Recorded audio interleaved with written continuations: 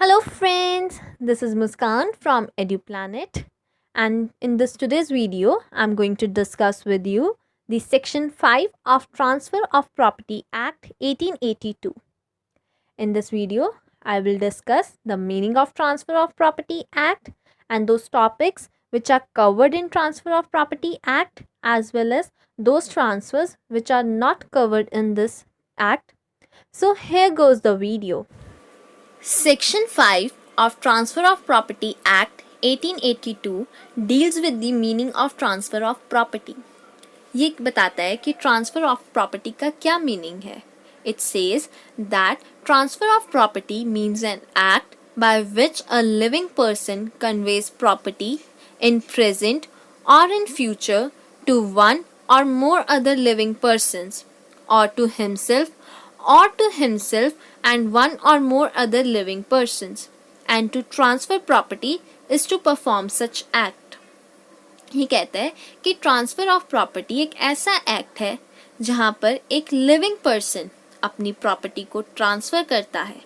वो ट्रांसफर अपने प्रेजेंट के अंदर भी कर सकता है, अपने प्रेजेंट टाइम में भी कर सकता है, या फिर अपने कमिंग फ्यूचर में भी उसको ट्रांसफर कर सकता है. अब वो किसको ट्रांसफर कर सकता है? वो एक या एक से ज़्यादा लिविंग पर्सन्स को ट्रांसफ़र कर सकता है, वो प्रॉपर्टी खुद को भी ट्रांसफ़र कर सकता है, या फिर वो प्रॉपर्टी खुद को भी ट्रांसफ़र कर सकता है और अपने साथ साथ एक या एक से ज़्यादा लिविंग पर्सन्स को भी प्रॉपर्टी ट्रांसफ़र कर सकता है. और यहाँ पर जो एक्ट है वो एक्चुअल ट्रांसफ़र का होना चाहिए, यानी प्रॉपर्टी का एक्चुअल ट्रांसफ़र होना चाहिए. अब यहाँ पर एक नोट करने वाली बात है कि जो लिविंग पर्सन्स हैं, अब वो लिविंग पर्सन्स कौन हो सकते हैं? वो लिविंग पर्सन्स एक कंपनी भी हो सकती है, एक एसोसिएशन भी हो सकती है, या फिर वो बॉडी ऑफ इंडिविजुअल भी हो सकती है. एंड यहाँ पर एक चीज़ नोट करने वाली बात है कि जो ये ट्रांसफ़र होगा प्रॉपर्टी का, ये उस वे से होना चाहिए कि वो किसी भी लॉ को जो उस टाइम पे इन्फोर्स्ड है, चाहे वो लॉ ट्रांसफ़र ऑफ प्रॉपर्टी से रिलेटेड हो या कंपनी से रिलेटेड हो, चाहे वो एसोसिएशन से रिलेटेड हो, वो इन जो ट्रांसफ़र है वो इन लॉज को अफेक्ट नहीं करना चाहिए. ये था सेक्शन 5 ट्रांसफ़र ऑफ प्रॉपर्टी. अब हम देखेंगे कि प्रॉपर्टी का मीनिंग क्या है. The word property is of wide sense, यानी हम प्रॉपर्टी का एक वाइड सेंस हम जानते हैं, बट इस एक्ट के अंदर प्रॉपर्टी का जो मीनिंग है वो 3 चीज़ें हैं. नंबर 1, टैंजिबल मटेरियल थिंग, यानी वो चीज़ें जिनको हम छू सकते हैं या देख सकते हैं, जैसे कि land and house. Second meaning is rights which are exercise over material things, यानी वो राइट्स जो हम मटेरियल थिंग्स के ऊपर एक्सरसाइज कर सकते हैं, जैसे कि right to enjoy and possess, right to sell. And the third is rights which are not exercise over any material things, यानी कि वो राइट्स जो हम मटेरियल थिंग्स के ऊपर एक्सरसाइज नहीं कर सकते, यूज़ नहीं कर सकते, जैसे कि right to repayment of a debt. अब हम देखेंगे मीनिंग ऑफ ट्रांसफ़र. जैसे कि अब हमने करा था कि प्रॉपर्टी के भी बहुत वाइड मीनिंग है, सिमिलरली ट्रांसफ़र का भी बहुत वाइड सेंस है, उसका मीनिंग बहुत वाइड है.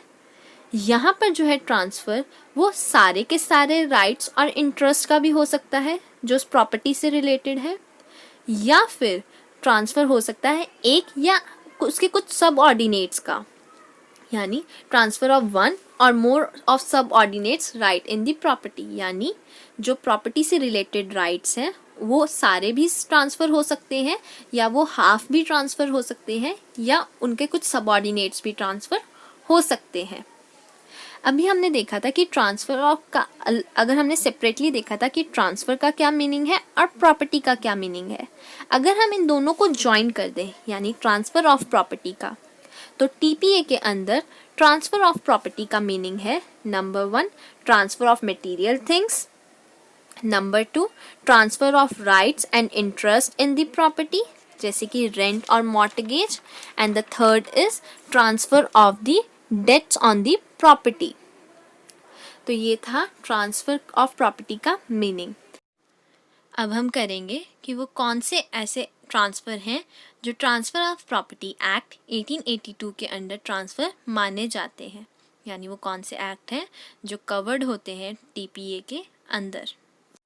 Number 1 is sale, second mortgage, then comes lease, exchange and in last gift. Sale, mortgage, lease, exchange and gifts ऐसे ट्रांसफ़र हैं जो टीपीए के अंदर कवर होते हैं। इनको हम टीपी के अंदर ट्रांसफ़र मानते हैं एंड आने वाले नेक्स्ट वीडियोस के अंदर हम इन कंसेप्ट्स को बहुत अच्छे से क्लियर करेंगे। Then comes the transfers that are not covered in TPA, यानी वो कौन से ट्रांसफर्स हैं जो टीपीए के अंदर ट्रांसफ़र नहीं माने जाते। वो कौन से प्रॉपर्टी के ट्रांसफर्स हैं जो टीपीए के अंदर ट्रांसफ़र नहीं होते। उनमें से फर्स्ट है partition. Partition transfer of property नहीं माना जाता क्योंकि यहाँ पर कुछ को शेयरर को पार्टीशन के अंदर कोई न्यू इंटरेस्ट या कोई न्यू थिंग ऑब्टेन नहीं होती है, उसे कुछ नया नहीं मिलता है, इसको वही स्पेसिफिक शेयर मिलता है जो जिसके ऊपर उसका राइट था पहले भी। पार्टीशन के अंदर सिर्फ और सिर्फ स्टेटस का चेंज होता है, यानी वो जॉइंट प्रॉपर्टी से सेल्फ एक्वायर्ड प्रॉपर्टी या सेल्फ प्रॉपर्टी बन जाती है। पार्टीशन के अंदर कुछ न्यू चेंज नहीं आता है, कोई न्यू क्रिएशन नहीं होती है, तो इसीलिए पार्टीशन को ट्रांसफ़र नहीं माना जाता है। इससे रिलेटेड एक बहुत पुराना और इम्पॉर्टेंट केस है इंदोजी जेठाजी वर्सेस कोठापाली, जिसके अंदर कोर्ट ने ये हेल्ड करा था कि partition is not covered as a concept of transfer in transfer of property act 1882। Second is the same case with charge.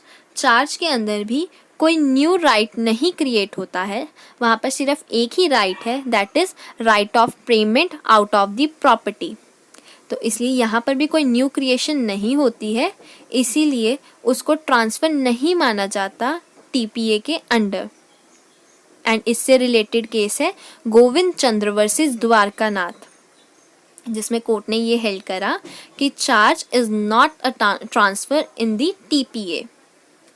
Then comes the relinquishment. Relinquishment के अंदर कोर्ट ने ये हेल्ड करा था काफ़ी केसेस के अंदर कि relinquishment is also not a transfer in TPA, covered in TPA, यानी रिलिंक्विशमेंट भी एक टाइप का ट्रांसफ़र नहीं है टीपीए के अंडर।